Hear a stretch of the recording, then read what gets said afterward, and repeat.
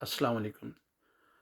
अगर आप खुर्रम इलाही साहब को सुनें, स्पेशली उनका ये जो रेट्रिक है बार-बार, नो थाई सेल्फ, ये ऐसा ड्रामा है जो सदियों से लोग बड़े इसको इस्तेमाल करते आए हैं। लेकिन इससे पहले कि मैं आगे चलूँ, मैं आपको जॉन एलिया की एक ये नज़्म सुनाता हूँ, मफ़रूज़ा इसका नाम है।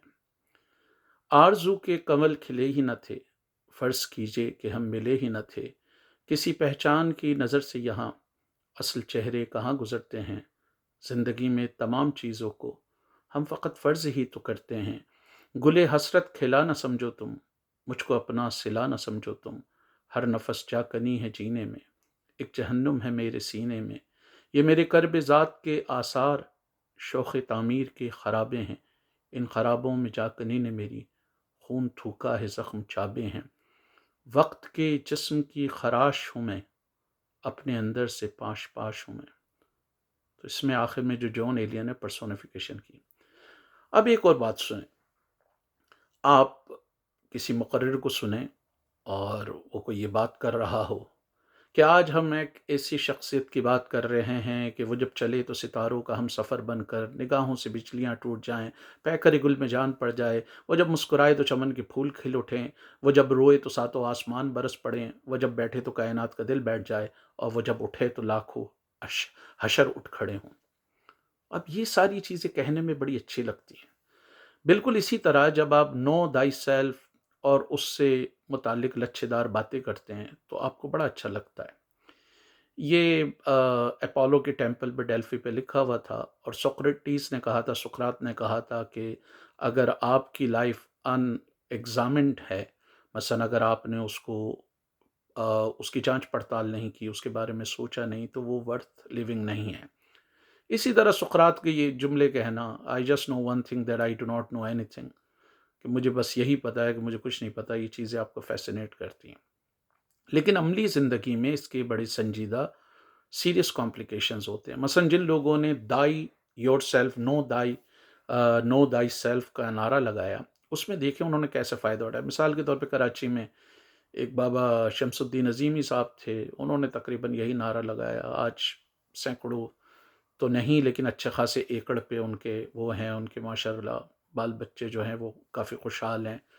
खुद वो बज़ाहिर मेरे ख़्याल से 7-8 क्लास से 9 क्लास से पढ़े थे, उन्होंने किया। गुरु रजनेश ने इसी तरह मोर और लेस नारे लगाए और उसने अमेरिका में जाकर एक मंदिर बनाया। इसको कहते हैं मिस्टिफिकेशन ऑफ नॉलेज, कि इल्म को आप बड़ा पेचीदा, गंभीर कर दें और उसमें लफ़ाज़ी डालें, लच्छेदार बना दें और लोगों को बस फ़ैसिनेट करे, स्पेशली जो स्पीकर्स हैं, उनके लिए जो पब्लिक स्पीकर्स हैं, वो फिर उसको अपने टूल के तौर पे इस्तेमाल करते हैं, जिस तरह खुर्रम इलाही साहब इस्तेमाल करते हैं। तो गुरु रजनीश ने भी बड़ा पैसा बनाया, बड़ा माल बनाया, नो दाई सेल्फ तक बाद में पता चला कि वो बड़े सेक्स स्कैंडल और उसमें इन्वॉल्व था। वो अपने आप को सरमायादारों का जो है वो कहता था, सरमायादारों का गुरु।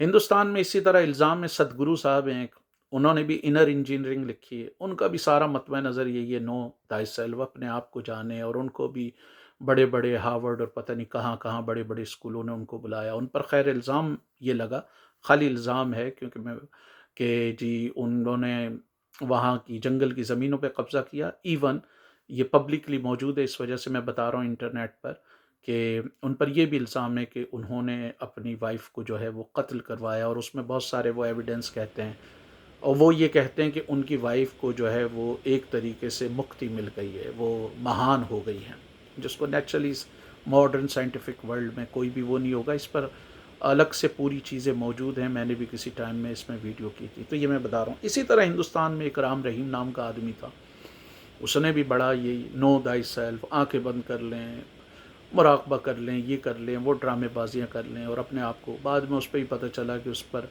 कितनी ख़वातीन के जो है वो सेक्स के स्कैंडल थे, जिनसी ज़्यादती का यहाँ तक उस पे इल्ज़ाम लगा। अब खुर्रम इलाही साहब जो वो मुख्तलिफ़ सुक़रात के और उसके हवाले दे रहे होते हैं, नो दाई सेल्फ के। अब सुक़रात के हवाले से बहरहाल ये भी तनक़ीद है कि सुक़रात ने पूरा जो यूनानी नेचुरल साइंसेस के उलूम थे, सुक़रात के बाद उनका सारा रुख जो है वो یا اس کا ایک سگنیفیکنٹ حصہ جو ہے وہ بس اسی چکر میں لگ گیا کہ نو دائی سیلف. اس سے پہلے کے جو پری ساکریٹس فلاسفرس تھے وہ زیادہ تر مٹیریلسٹ فلاسفر کہلاتے تھے، جو کائنات کی تشریح پر یقین رکھتے تھے، کائنات کے بارے میں سوچتے تھے. سقراط نے سب سے ہٹا کر اپنے اوپر لگا دیا. اب 3-4 ہزار سال سے یہ بحث چل رہی ہے، نو دائی سیلف. خرم الہی صاحب بھی کبھی 10 اس کے راز بتا رہے ہوتے ہیں، کبھی کچھ اور راز بتا رہے ہوتے ہیں. تو بھائی خرم الہی صاحب آپ بتا دیں نو دائی سیلف. آپ نے تو اپنے آپ کو جان لیا نا. آپ آپ کیا ہیں؟ مثلا آپ کسی ایئرپورٹ پہ جائیں گے، وہ آپ سے پوچھیں گے اپنا پاسپورٹ دکھائیں، نام بتائیں آپ کون ہیں، تو آپ کہیں گے ابھی میں اپنے آپ کو جاننے کی کوشش کر رہا ہوں. کہیں پولیس اگر آپ کو روک لیتی ہے، آپ کا لائسنس مانگتی ہے، آپ سے پوچھتی ہے آپ کون ہیں، تو آپ بولیں گے ابھی میں اپنے آپ کو جاننے کی کوشش کر رہا ہوں. کہیں پر آپ کو شناختی کارڈ دکھانا ہے، کوئی آپ کو آئیڈینٹی دکھانی ہے، کوئٹہ جا رہے ہیں، آپ کو فوج نے روک لیا کسی علاقے میں نارتھ وزیرستان میں، وہ آپ سے پوچھتے ہیں آپ کون ہیں، تو آپ کہیں گے ابھی میں اپنے آپ کو جاننے کی کوشش کر رہا ہوں. یہ ساری لچھے بازی بات ہیں، اچھی لگتی ہیں بولنے میں. آئی مین اٹس پوئٹری. آخرش آخرش یہی جانا، ہم نے جانا تو کچھ نہیں جانا، ہے جہل جاننے کا دوجا نام، علم یہ ہے کہ کچھ نہیں جانا. ہمارے دوست امام شامل صاحب ان کا شعر ہے. اور اسی طرح سلیم خسرو صاحب نے کہا کہ میں ہوں اس دور کا سقراط، مجھے زہر نہ دو، میں تو احساس کی تلخی سے ہی مر جاؤں گا. تو یہ چیزیں کہنے میں اچھی لگتی ہیں، لیکن ان ریالٹی اس جملے کا سہارا لے کر بہت سارے لوگوں نے علم کو مسٹیفائی کیا، اس کو پیچیدہ بنایا، کمپلیکیٹڈ بنایا.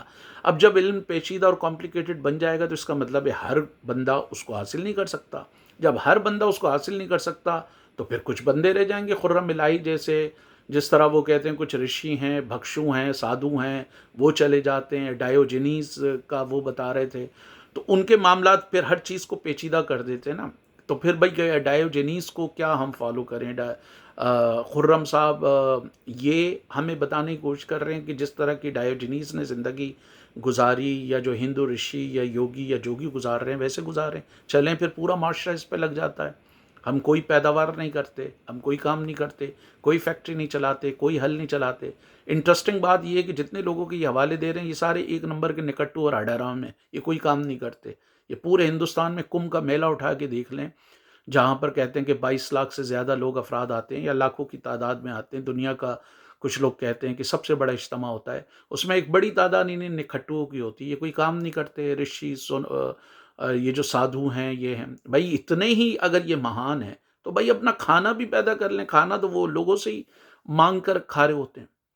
تو یہ جو نو یور سیلف کا ڈرامہ ہوتا ہے، یہ نالج کو ڈیموکریٹائز کرنے کے بجائے نالج کو چند لوگوں تک محدود کر دیتا ہے. اب نو دائی سیلف کا فلسفہ صرف خرم الہی صاحب کو ہی آتا ہوگا، کسی ایک سقراط کو ہی آتا ہوگا، کسی ایک نشتے کو ہی آتا ہوگا، یا نیچے کو آتا ہوگا، کسی ایک جو ہے وہ شوپن ہائر کو آتا ہوگا، اور آپ اس کے پیچھے بھاگتے رہیں اور اس کی پوجا کرتے رہیں. اور وہ انٹرسٹنگ بات یہ ہے کہ وہ بھی نہیں ڈیفائن کر پائے گا. بھائی کیا سقراط نے یہ بتا دیا کہ نو دائی سیلف کا اس نے ادھر ادھر جا کے سب سے سوال کیا؟ پھر سقراط نے یہ بتا دیا کہ وہ خود کیا تھا. اب اس پر کیا ہوتا ہے کہ سقراط کا نے اس چکر میں جب آپ کو لگا دیا تو یونانی معاشرے کے جو سب سے اہم سوالات تھے، اسپیشلی ایتھنس کے، وہ پس منظر میں چلے گئے. وہ سوالات کیا تھے کہ 4 لاکھ کی آبادی میں تقریباً 2.5 لاکھ انسان تھے، جن کو کچھ یونان کے فلسفیوں نے ہمت کر کے، جس میں زینو کا بھی حوالہ دیا جاتا ہے یا زینو، اس نے کہا کہ غلامی غیر انسانی ادارہ ہے. لیکن اسی سقراط کا جو خرم الہی صاحب کا بڑا اخلاقی معیار ہے، یا جس کو وہ رومانٹیسائز کرتے ہیں، مجھے بہت کم تحریریں سقراط کی تو ایک تو تحریریں ہیں نہیں، لیکن اس کا جو سب سے قابل شاگرد ہے وہ انتہائی کنٹمپچوس ہے غلاموں کی طرف. وہ غلاموں کو بالکل حقیر سمجھتا ہے. ایرسٹوٹل جو اس کا شاگرد ہے، اس کا بھی غلاموں کی طرف بڑا تحقیر آمیز رویہ ہے. وہ ایک ایسی اشرافیہ بناتا ہے سقراط کا شاگرد افلاطون، جو ہندوؤں کا جو کسی حد تک منو سمرتی کا قانون ہے کہ 4 اس نے ذاتیں بنائی ہیں، تو افلاطون نے ان کو 3 ذاتوں میں سمیٹ دیا ہے. تو یونان کی 4 لاکھ کی، ایتھنس کی 4 لاکھ کی پاپولیشن میں 2.5 لاکھ غلام ہیں، اور ان غلاموں کو وہ شہری حقوق حاصل نہیں ہے. پھر 1.5 لاکھ میں بھی چند ہزار لوگ ہیں جن کو جو ہے وہ ووٹنگ کے صحیح طرح رائٹ ہیں، یا جو پالیسی میکنگ میں صحیح طرح انفلوئنس کرتے ہیں. تو جب آپ نو دائی سیلف کے چکر میں پڑتے ہیں تو ایک تو یہ آپ کو خود غرضی کی طرف لے جاتی ہے، اور دیکھ لیں اس طرح کے جتنے فلسفی انہوں نے آگے جا کر یہ کہا بس بی وٹ یو آر، اپنے ہونے پہ فخر کر گئے ہیں، جو ہیں آپ بس وہ ہیں۔ او بھائی آپ معاشرے کے بغیر کیا ہیں؟ آپ کے میرے جسم پہ نظر آنے والی یہ شرٹ کپاس کی شکل میں کسی کھیت میں اگی ہوگی، کپاس سے روئی بنی ہوگی، دھاگا بنا ہوگا، دھاگے سے کپڑا بنا ہوگا، but look at the process. میرے لیے کتنے سارے انسان کام کر رہے ہیں، میں بیٹھ کے یہی سوچتا رہوں کہ میں کون ہوں۔ اچھا خرم صاحب نے اتنی سینکڑوں کتابیں پڑھ لی ہیں تو وہ بتا دیں وہ کون ہے بھائی؟ یہ تو ریلیٹو ٹرم ہے نا کہ آپ کون ہیں۔ آپ گھر میں جو ہے اپنے بچے کے باپ ہیں، آپ اسی خاندان میں اپنی بہن کے بھائی ہیں، ہو سکتا ہو کسی کے چچا ہوں، آپ آفس میں جو ہے وہ مینیجر ہیں، آپ جو ہے وہ سیاسی طور پہ پاکستان کے شہری ہیں، پھر پروونشل طور پہ آپ پنجاب کے شہری ہیں، پھر مقامی طور پہ آپ لاہور کے شہری ہیں، پھر اس سے بھی مقامی طور پہ کسی یونین کونسل کے آپ ریزیڈنٹس ہوں گے۔ تو آپ کی شناخت ریلیونٹ ہے۔ ہاں اگر آپ کی کوئی شناخت بن سکتی جس کو خرم صاحب وہ نہیں کرتے، یہ جو آ، سقراط کا جو بنیادی طور پہ جملہ تھا اس میں یہی تھا کہ as a mortal, as a ایک ایسے انسان کے طور پہ جس کو فنا ہونا ہے، آپ کو اپنی لمیٹیشن جاننی چاہیے کہ آپ کی لمیٹیشن کیا ہے۔ تو نو دائی سیلف کی جو بات ہے وہ اتنی وہ مسٹیکل نہیں ہے جتنی خرم صاحب بنا رہے ہیں۔ کیونکہ خرم صاحب تو لازم بات ہے اگر پبلک اسپیکنگ کرتے ہیں، مجھے نہیں پتا کہ یہ ساحل ادیم کی طرح اسی طرح وہ جو ہے وہ ٹکٹ شکٹ لگا کے پیسے لیتے ہیں، بظاہر تو یہی نظر آتا۔ اب انٹرسٹنگ بات یہ ہے کہ جتنے لوگوں کو خرم صاحب کوٹ کرتے ہیں وہ سارے ایسے لوگ ہیں، کسی کو کوئی ننگ دھڑنگ گھوم رہا ہے، جو ڈائیوجینیز ہے وہ تھیٹر میں جا کے پیشاب کر دیا کرتا تھا، رفع حاجت وہ پبلکلی کرتا تھا، ایک چھوٹے سے وہ جار میں رہتا تھا، یہ حوالے سارے ان کے یہ ہیں، ٹھیک ہے۔ اسی طرح جو دوسرے لوگ ہیں جو رشی وغیرہ ہیں جن کا یہ حوالہ دیتے ہیں وہ ننگ دھڑنگ گھوم رہے ہوتے ہیں ہمالیہ میں، ادھر ادھر ہمالیہ کی پہاڑیوں میں کسی جنگل میں، راستے میں وہ بھیک ویک مانگ کے کھانا کھا لیتے ہیں جو بھی ان کو مل جاتا ہے، یا جڑی بوٹی کھا لیتے ہیں کچھ اس میں۔ لیکن خرم صاحب کا اپنا ماشاءاللہ میں نے ان کی کوئی 30 40 کے قریب تصویریں دیکھی ہیں، ہر تصویر میں ایک بہترین ڈریس ہے، بہترین گھڑی ہے، میرے خیال سے گاڑی بھی زبردست ہے ان کے پاس۔ تو یہی دوسرے لوگوں نے کیا ہے۔ اگر آپ دیکھیں کہ سد گرو وہی یہی بات کر رہے ہوتے ہیں کہ جی سب کچھ مایا ہے، یہ دنیا کچھ نہیں، اپنے آپ کو ڈسکور کریں، انر انجینئرنگ۔ گاڑی ان کے پاس بھی جو خالی موٹر سائیکل ہے وہ کہتے ہیں کوئی 40 50 لاکھ سے زیادہ کی موٹر سائیکل ہوگی۔ تو سب کو نو دائی سیلف پہ چکر پہ لگا کر اپنے آپ کو آپ انرچ کرتے جائیں، مال بناتے رہیں، پیسے کو مایا کہتے ہوئے۔ او بھائی پاکستان کے 9 کروڑ سے زیادہ غریب لوگ جو ہے نا وہ مال و دولت نہیں مانگ رہے، وہ ملک ریاض کی طرح کوئی بنگلے نہیں مانگ رہے، وہ انیل امبانی کی طرح کوئی محل نہیں مانگ رہے۔ وہ کہہ رہے ہیں بھائی 80% لوگوں کو پینے کا پانی میسر نہیں ہے پاکستان میں، صاف پانی وہ دے دیں۔ 44% بچوں کے قد نہیں بڑھیں گے، غربت کی وجہ سے، بھوک کی وجہ سے، غذائی قلت کی وجہ سے لاکھوں کی تعداد میں خواتین پاکستان میں غذائی قلت کا شکار ہیں، جس میں بلوچستان سر فہرست ہے۔ 2.5 کروڑ بچہ اسکول سے باہر ہے، 80 لاکھ بچہ جو ہے وہ چائلڈ لیبر کا شکار ہے، 67% لوگوں کو جو ہے پکی چھت میسر نہیں ہے، 35% کسانوں کے پاس جو ہے وہ ان کی اپنی زمین نہیں ہے، جبکہ آن the other hand Ghulam Mustafa Jatoi کے پاس تقریباً 90,000 ایکڑ زمین ہے۔ گھوٹکی کے مہر، دادو کے چانڈیو اور آپ کے رحیم یار خان کے مخدوم اور دوسرے، ان کے پاس ٹوانے دولتانے، ان کے پاس ہزاروں ایکڑ زمین ہے۔ یہ زندگی کے بنیادی مسائل ہیں۔ نو دائی سیلف کے چکر میں کیا ہوتا ہے، آپ خود غرضی کا شکار ہو جاتے ہیں، آپ کا محور آپ کی ذات ہو جاتی ہے، آپ اپنے ہی بارے میں بس سوچ رہے ہوتے ہیں۔ انٹرسٹنگ بات یہ ہے کہ سقراط سے لے کر آج تک ہم لوگ سوچ رہے ہیں نو دائی سیلف، اور کوئی ایک بھی ایسا نہیں ہے جو بتا دے کہ کیا دائی سیلف ہے بھائی۔ دوسرا یہ خرم صاحب میرا خیال ہے کہ آپ یہ غلط تشریح کرتے ہیں۔ جب بلے شاہ گیا ہے اور اس نے اپنے مرشد اس کے مرشد نے اس سے پوچھا ہے کہ تم کون ہو، تو اس نے کہا یہی تو میں جاننے کی کوشش کر رہا ہوں۔ اب اس کی ایک یہ بھی تو تشریح ہو سکتی ہے کہ بلے شاہ کے دور میں ذات پات کی ریجیڈیٹی بڑی مضبوط تھی، تو بلہ جب یہ کہتا ہے بلہ کی جانا میں کون، اس کا بھائی یہ بھی مطلب ہو سکتا ہے کہ وہ کسی ذات پات پہ یقین نہیں رکھتا، کسی سید غیر سید پہ یقین نہیں رکھتا، کسی برہمن کسی شودر پہ یقین نہیں رکھتا۔ اور یہ صوفیوں کا یہ طریقہ کار بھی ہوتا تھا کہ ان کے پاس آنے والا وہ یہ تمیز نہیں کر سکتے تھے کہ یہ برہمن ہے، یہ کاشتری ہے۔ تو یہ ایک خاموش ریبیلین بھی ہو سکتی ہے، یہ اس سسٹم کے خلاف ایک ریولٹ بھی ہے جس کو آپ مسٹیفائی کر کر جو ہے وہ بڑی کوشش کر رہے ہیں۔ اسی طرح جو بدھا کا آپ تذکرہ کرتے ہیں، میرا خیال ہے کہ وہاں بھی آپ غلط تشریح کرتے ہیں۔ بدھا کے حوالے سے دو تشریحیں ہیں۔ ایک تشریح یہ ہے کہ جی اس نے وہ باہر کہیں نکلا، کوئی جنازہ جا رہا تھا، اس نے اس کے جسم کو ہاتھ لگایا یا اس کے جنازے کے پاس گیا اور اس نے کہا اس کا جسم تو یہی ہے، تو یہ پھر کہاں چلا گیا ہے؟ اس کو ان لوگوں نے نکالا جو علم کو مسٹیفائی کرتے ہیں، ٹھیک ہے؟ کہ بدھا جو ہے کوئی روحانیت کی طرف، کوئی میٹا فزکس کی طرف، کوئی مابعد الطبیعت کی طرف گیا۔ لیکن دوسری کہاوت یہ ہے کہ ہندوستان کی خوبصورت ترین عورت اس کی بیوی تھی، وہ بڑی پرتعیش زندگی گزار رہا تھا، وہ سمجھ رہا تھا کہ حقیقت وہ ہے۔ جب وہ باہر نکلا تو اس نے لوگوں کی مشکلات دیکھی، آلام دیکھی، مصائب دیکھے، غربت دیکھی، بھوک دیکھی، افلاس دیکھی، لوگوں کا طرز زندگی دیکھا، تو اس نے سوال کیا کہ کیا زندگی یہ ہے؟ تو وہ جہاں میں رہ رہا تھا وہ کیا دھوکا تھا؟ مثلا یہ بھی ایک انٹرپریٹیشن ہے۔ تو یہ آپ کو سماج کے جو بنیادی مسائل ہیں، بھوک، غربت، افلاس ہے، اس کے بارے میں سوچنے کی دعوت دیتی ہے۔ اگر آپ وہ اس کے مردے والی لیں گے تو ہو سکتا ہے وہ آپ کو مسٹسزم کی طرف لے جائے۔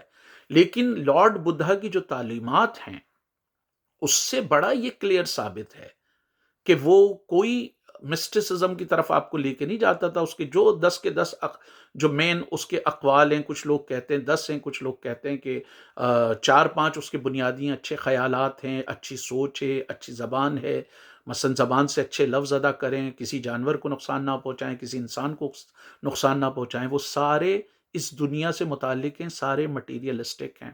اور کچھ لوگ تو یہ کہتے ہیں کہ لارڈ بدھا نے ان ساری ریچولز وغیرہ کا کہا ان کو فضول قرار دیا۔ اور جو لارڈ بدھا کی فلسفی تھی شاید وہ پہلی فلسفی تھی جو اپنی ایسنس میں ایتھیسٹک تھی، جہاں پہ کسی ڈیٹی کا، کسی سپر نیچرل کریچر کا کوئی تذکرہ نہیں ہے۔ لیکن خرم الہی صاحب آپ جیسے لوگ اس کو جو ہے نا وہ مسٹیفائی کرتے ہیں۔ کیوں مسٹیفائی کرتے ہیں؟ اس کا مطلب ہے نالج محدود ہو جائے گی، چند لوگوں آپ جیسے لوگوں کے پاس نالج رہ جائے گی اور پھر لوگ واہ واہ واہ واہ کریں گے۔ تو اگر آپ کی سماجی طور پر کوئی شناخت بنتی بھی ہے، لوگ جانتے ہیں وہ، اس کو آپ اتنا مسٹیفائی نہیں کریں۔ مثال کے طور پہ آپ لاہور میں رہتے ہیں، کتنے بچے دھرم پورہ، شادرہ، کوٹ لکھپت جو کچی، اگر آپ اسلام آباد میں رہتے ہیں تو مہر آباد، یہ جو کچی آبادی ہیں، کتنے بچے یہاں سے اگر اسلام آباد میں آپ رہتے ہیں فروبیل یا یہ جو مہنگے تعلیمی ادارے ہیں وہاں جا سکتے ہیں۔ تو بھائی آپ کا طبقہ آپ کی شناخت ہے۔ If you want to know yourself, know your class. آپ اپنے طبقے کو جانیں، آپ اپنے آپ کو جانیں گے۔ برٹش جیوگرافر ڈیوڈ ہاروی بڑی اچھی بات کہتا ہے کہ you let me know how much you have in your pocket and I will tell you the rest. آپ یہ بتائیں کہ آپ کی جیب میں کتنا ہے، باقی چیزیں میں بتا دوں گا۔ اگر آپ کہتے ہیں خرم الہی صاحب کہ میری جو ہے وہ ماہانہ انکم جو ہے وہ 50 کروڑ ہے، تو میں کہہ سکتا ہوں کہ آپ ڈیفینس میں رہتے ہوں گے، آپ کا بچہ جو ہے سٹی بیکن ہاؤس یا فروبیل یا کسی مہنگے یا ایچسن کسی اسکول میں جاتا ہوگا، آپ کی بیوی جو ہے وہ 5 اسٹار ہوٹل میں اپنی برتھ ڈے مناتی ہوگی، آپ کے پاس جو ہے وہ بہترین کار ہوگی، آپ ڈیفینس میں رہتے ہوں گے، کلفٹن میں رہتے ہوں گے۔ لیکن اگر آپ یہ کہتے ہیں کہ نہیں جی میری ماہانہ تنخواہ 22,000 یا 30,000 ہے، تو میں بتا سکتا ہوں کہ جی آپ کسی کچی آبادی میں رہتے ہوں گے، آپ کا بچہ جو ہے جون کی سخت گرمی میں ننگے پیر گھومتا ہوگا، دسمبر کی سخت سردی میں ٹھٹر ٹھٹر کے جو ہے وہ سوتے ہوں گے، آپ کی بیوی علاج کے لیے ترس رہی ہوگی، آپ کے خاندان والے پینے کے صاف پانی کے لیے ترس رہے ہوں گے، معیاری تعلیم کے لیے ترس رہے ہوں گے، معیاری صحت کے لیے ترس رہے ہوں گے۔ تو نو thy self is your class, یہ بٹر ریالٹی ہے۔ لیکن جب آپ جیسے لوگ اس کو مسٹیفائی کرتے ہیں تو اس سے یہ لگتا ہے کہ جی نالج کوئی الوہی چیز ہے، کوئی مافوق الفطرت چیز ہے جس کو کوئی اٹین نہیں کر سکتا۔ اور یہ صرف پاکستانی سوسائٹی میں نہیں ہے، یہ دنیا کے ہر معاشرے میں موجود ہیں۔ آپ برطانیہ میں دیکھ لیں، ایٹن کالج ہے، 67,000 پر ایئر اس کی فیس ہے، پہلے 45,000 تھی، اب انہوں نے ایک مخصوص ٹیکس لگایا VAT، تو اب وہ تقریباً 67,000 ہے۔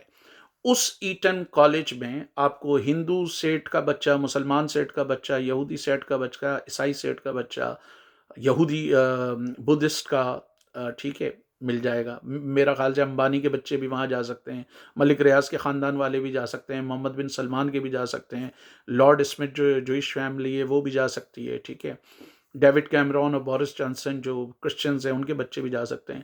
لیکن اسی ایٹن گرامر کے قریب 5-10 کلومیٹر کے ریڈیس میں اگر کوئی گورا مزدور رہتا ہے، اس کا بچہ خوابوں میں بھی ایٹن گرامر نہیں دیکھ سکتا۔ اسی طرح آپ ہارورڈ، ییل، پرسٹن، کارنیل، بڑی بڑی یونیورسٹیز لے لیں، وہاں بھی آپ کو ہندو سیٹ کا بچہ، مسلمان سیٹ کا بچہ، یہودی سیٹ کا بچہ، عرب سیٹ کا بچہ، ایرانی سیٹ کا بچہ سب مل جائیں گے۔ لیکن اسی پرسٹن میں، ییل میں، ہارورڈ میں ایک غریب جو امریکن ہے، گورا ہو یا کالا ہو، اس کا بچہ خوابوں میں بھی نہیں دیکھ سکتا۔ تو جب آپ نو دائی سیلف کہتے ہیں، دیٹ از یور کلاس، آپ اپنے طبقے کو پہچانیں، اس طبقے کو پہچان کر طبقاتی شعور لیں، اور طبقاتی شعور لے کر آپ جد و جہد کریں ایک ایسے معاشرے کے لیے جہاں پر تمام طبقات کو ایبولش کیا جائے۔ تو یہ جو نو دائی سیلف کا ڈرامہ، یہ بڑا زبردست ہے، بڑا لوگوں نے اس پہ مال بنایا ہے، صحیح ہے۔ آپ مثلا ماضی میں تو میں نے سب کا بتا دیا، گرو رجنیش وغیرہ، ابھی بھی دیکھ لیں آپ، یہ جو ست گرو وغیرہ اور بنا رہے ہیں، خواجہ شمس الدین عظیمی اور بہت سارے پیر آپ کو اسی چکر میں لگ جائیں گے۔ But in reality this is nothing but drama. اگر حقیقت میں واقعی کچھ آپ جاننا چاہتے ہیں تو وہ آپ کی کلاس ہے۔ تو جب آپ یہ اسٹوڈنٹ کے پاس جایا کریں تو ان کو بنیادی طور پر یہ بتایا کریں، یہ کیونکہ آپ کی اصل شناخت ہے۔ اگر سارے مسلمان بھائی بھائی ہیں تو ڈیفینس کا مسلمان اور دھرم پورہ کا، شادرہ کا، مغل پورہ کا، کوٹ لکھپت کا مسلمان اتنا ڈیفرنٹ کیوں ہوتا ہے؟ سارے پنجابی اگر بھائی بھائی ہیں تو ڈیفینس کا پنجابی اور کوٹ لکھپت کا، دھرم پورہ، شادرہ اور یہ کچی آبادیوں کے پنجابی اتنے ڈیفرنٹ کیوں ہوتے ہیں؟ ان کے کلچرز بھی ڈفرینٹ ہوتے ہیں، ایک زبان ہونے کے باوجود ان کے کلچرز بھی ڈفرینٹ ہیں، ان کے عادت و اطوار بھی ڈفرینٹ ہیں۔ تو these are the fundamental principles of know thy self. وہ نہیں جو آپ مسٹیفیکیشن بتا رہے ہیں، 10 پرنسپل بتا رہے ہیں، بدھا کو کوٹ کر رہے ہیں، بھائی انہوں نے کہاں ابھی تک کوئی بتا دیا تو آپ بتا دیں۔ تو پلیز اس ڈرامے کو بند کریں اور حقیقت کی دنیا میں آئیں۔